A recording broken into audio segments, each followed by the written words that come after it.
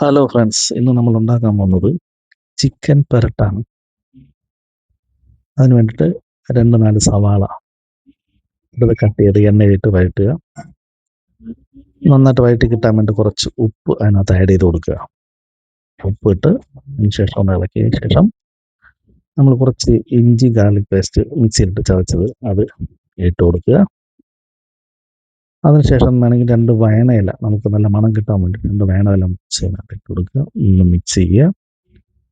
അതിനുശേഷം നമ്മൾ ഇതിനകത്ത് മല്ലിപ്പൊടി ഇട്ട് കൊടുക്കാൻ വേണ്ടിയാണ് ഇട്ട് കൊടുക്കണം.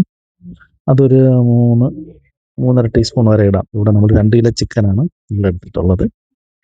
അതുകൊണ്ട് നമ്മളൊരു 3.5 ടീസ്പൂൺ വരെ മല്ലിപ്പൊടി ഇതിനകത്ത് ഇടുന്നുണ്ട്. എന്നിട്ട് നന്നായിട്ടൊന്ന് ഇളക്കി കൊടുക്കുക. ഇളക്കി കൊടുത്ത് നല്ല ഒരു ബ്രൗണിഷ് കളറാകുമ്പോൾ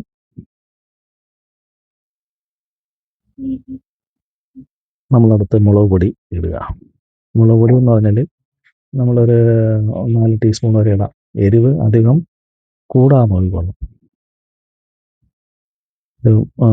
വേണമെങ്കിൽ 2 കുറച്ച് ക്വാണ്ടിറ്റി തന്നെ എടുക്കണമെങ്കിൽ കുറച്ച് മുളക് പൊടി മതിയാവും. ഓക്കെ, അപ്പോൾ അതിടുക. അതിനുശേഷം നമ്മുടെ ഗരം മസാല കുറച്ച് പൊടിച്ചിട്ടത് ആവശ്യത്തിന് ഇട്ട് കൊടുക്കുക. അപ്പം ഇതിൽ മിക്സിങ് അത് മസാല നല്ല മണം കിട്ടാൻ വേണ്ടിയിട്ടാണ്. മിക്സായി വരുമ്പോൾ നല്ല മണം കിട്ടും. ആദ്യമേ ഇട്ട് കൊടുത്താൽ അതാണ് മസാല ഇട്ട് കൊടുക്കുന്നത്, ഗരം മസാല ഇട്ട് കൊടുക്കുന്നു.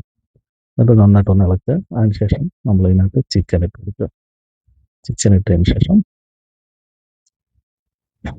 കുറച്ച് മിക്സ് ആക്കുക.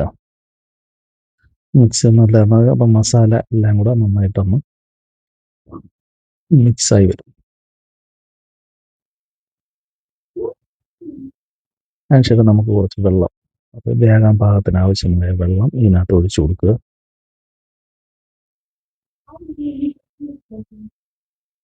വെള്ളം ഒഴിച്ച് നല്ലവണ്ണം നന്നായിട്ടൊന്ന് മിക്സ് ചെയ്ത് കൊടുക്കുക.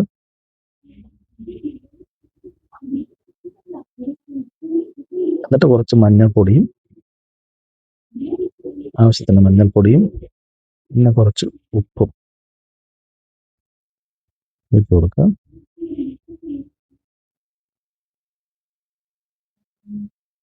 ഉപ്പ് ഇട്ടിട്ട് നന്നായിട്ടൊന്ന് മിക്സ് ചെയ്ത് കൊടുക്കുക. മിക്സ് ചെയ്ത് കൊടുക്കുക. നന്നായിട്ടൊന്ന് മിക്സ് ചെയ്ത് കൊടുക്കുക.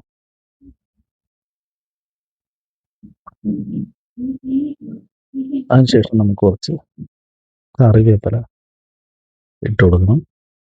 പിന്നെ ആവശ്യത്തിന് കുറച്ച് തക്കാളി ഇട്ട് കൊടുക്കുക. തക്കാളി ഇട്ട് കൊടുത്ത് നന്നായിട്ടൊന്ന് ഇളക്കിയതിന് ശേഷം അടച്ച് വെച്ച് ഒരു 15 മിനിറ്റ് വേവിക്കുക. അപ്പോഴേക്കും നന്നായിട്ട് വെന്ത് കിട്ടും. അതിനുശേഷം നമ്മൾ കുറച്ച് ഗരം മസാല, വീണ്ടും കുറച്ച് ഗരം മസാല ഇടുന്നുണ്ട്. അപ്പോൾ എന്ന് വെച്ച് കഴിഞ്ഞാൽ കുറച്ചുകൂടെ മണം കിട്ടാൻ വേണ്ടിയിട്ടാണ്. കുറച്ച് ഡ്രൈ ആവാനും മണം കിട്ടാനും ഗരം മസാല നമുക്ക് ഇട്ട് കൊടുക്കുന്നു. അതിനുശേഷം കുറച്ച് വെളിച്ചെണ്ണ ഒഴിച്ചു കൊടുക്കുക.